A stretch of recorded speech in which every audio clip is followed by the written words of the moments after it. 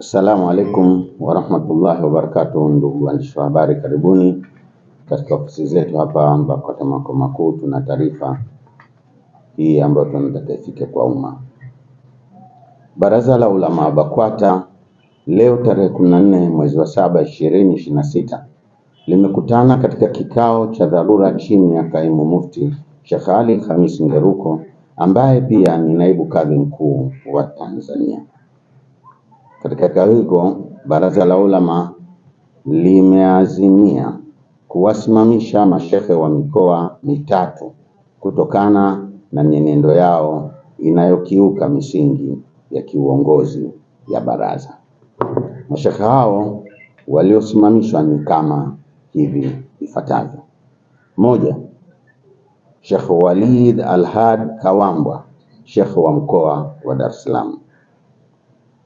Mbili, Sheikh Isa Nasr Isa, Sheikh wa mkoa wa Singida. Tatu, Sheikh Hassan Kiburwa, Sheikh wa mkoa wa Kigoma. Utekelezaji wa mabadiliko haya unaanza mara moja leo hii tarehe 14 mwezi wa 7 2026. Aidha, Mheshimiwa Mufti na Sheikh mkuu wa Tanzania Sheikh Dr. Abubakar Zuberi Mbwana amewakaimisha mashekhe wafuatao kushika nyadhifa hizo kama ifuatavyo: Sheikh Abbas Ramadhani Abbas, mjumbe wa baraza la mashekhe mkoa wa Dar es Salaam, amekaimishwa kuwa kaimu shekhe wa mkoa wa Dar es Salaam.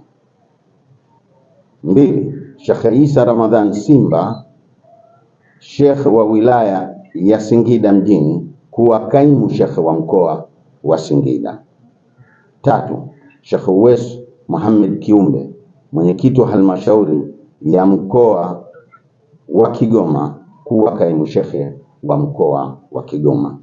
Aidha, tunaelekeza ofisi ya katibu mkuu kusimamia makabidhiano ya ofisi hizo ndani ya muda mfupi. Mimi Sheikh Hassan Saidi Chizenga, katibu wa Baraza la Ulama.